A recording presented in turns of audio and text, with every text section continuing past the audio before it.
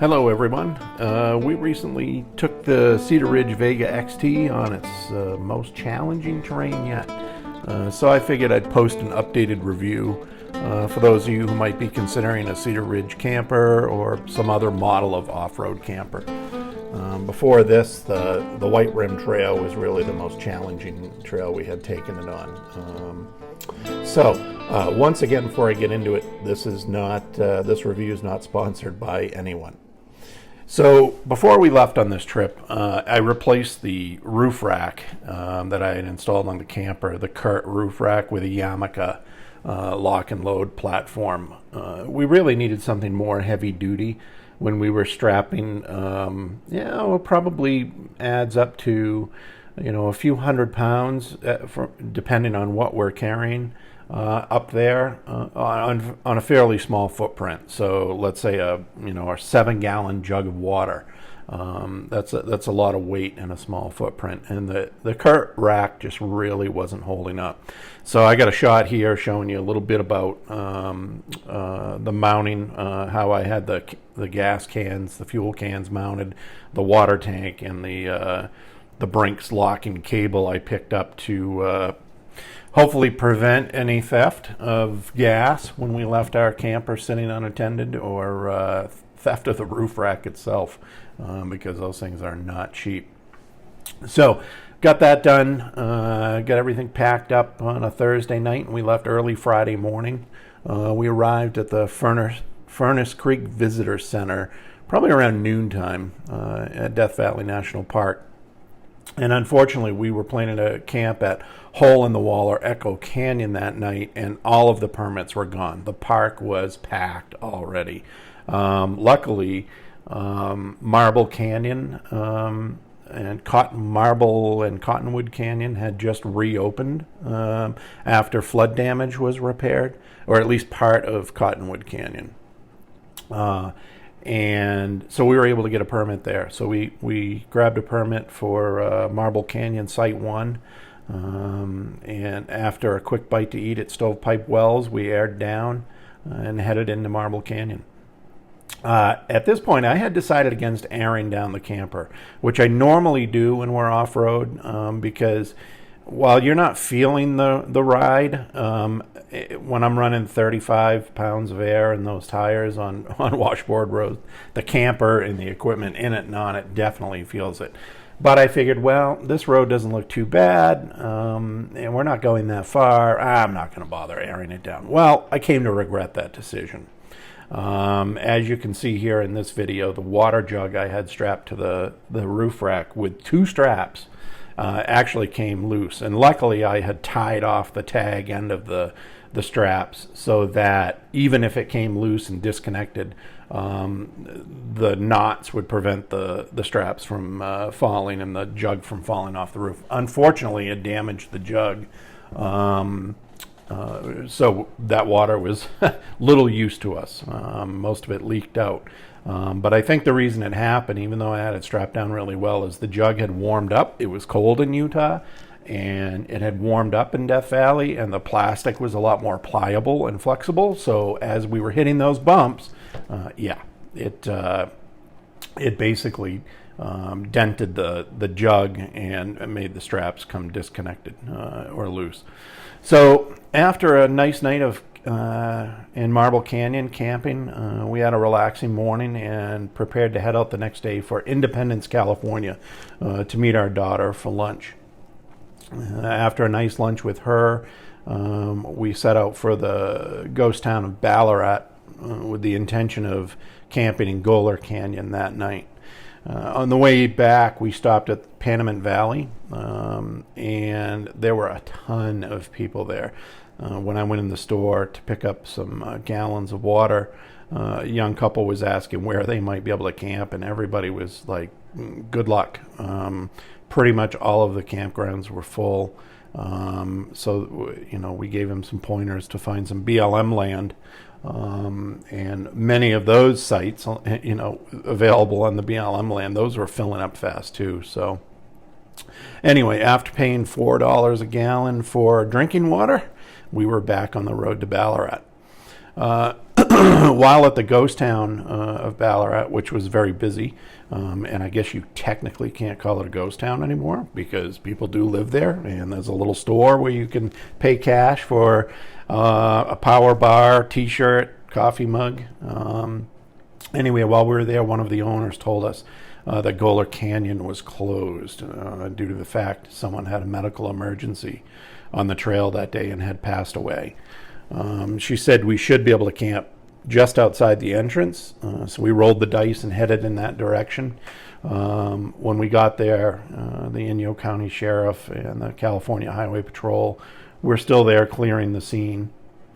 And it was pretty surreal to watch them drive by with the victim's motorcycle in the back of the truck, and his buddy that he was riding with rode by shortly afterwards. That put a bit of a damper on things. So the icing on that evening just outside of Golar Canyon was when we walked up into the canyon. After they cleared the scene, said, let's take a walk up there and see what the entrance to the canyon looked like, because we'd never been there. And there was this missing person sign. And I started thinking, are these signs? Are these bad omens? So anyway, we packed up and entered Golar Canyon around 9 a.m. the next morning. It was a great ride. It's beautiful going through the canyon. There's some abandoned mines, barrel cactus that defy gravity and cling to the canyon walls. And I'll definitely camp in the canyon next time we're in that area.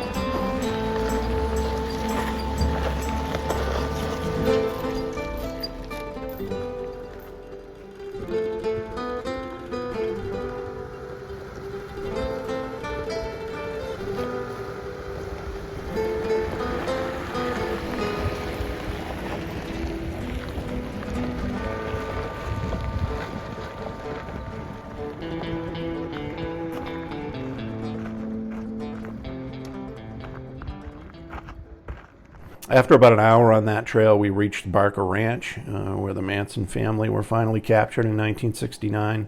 I came across a really interesting video where a woman from California shares the story, and I think her brother is actually in the video too, but her brother actually encountered Charlie and the gang up at Barker Ranch right before he was captured.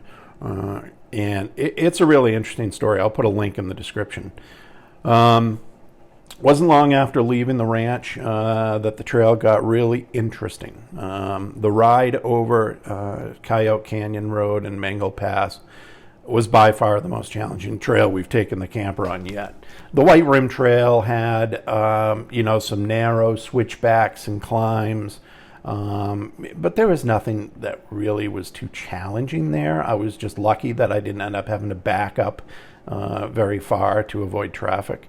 And like I said, the biggest thing on Mengel Pass were some of the 4-point turns along the narrow boulder fields. There's a little bit of off-camber fun. And at one point, I did end up on 3 wheels thanks to taking a wrong turn. So, yeah, we put the camper and Jeep through some paces we didn't even need to.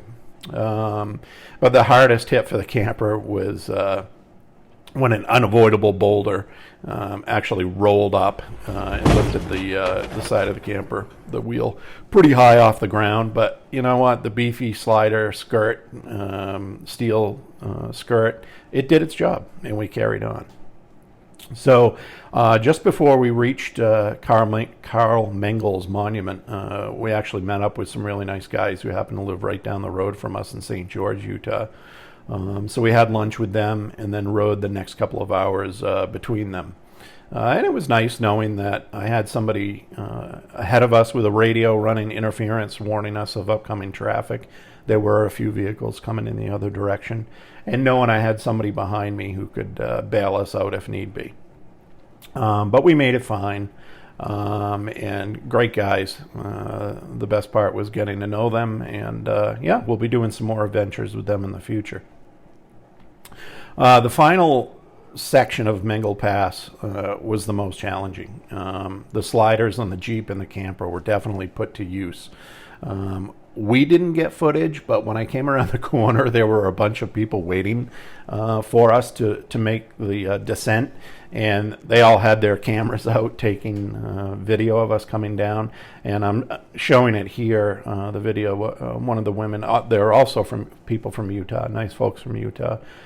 She sent it to me after we all got back to civilization, and it's definitely not HD quality by any means, but it shows how challenging it can be getting a camper through that particular section. So the next stop was Strike Butte and the geologist cabin.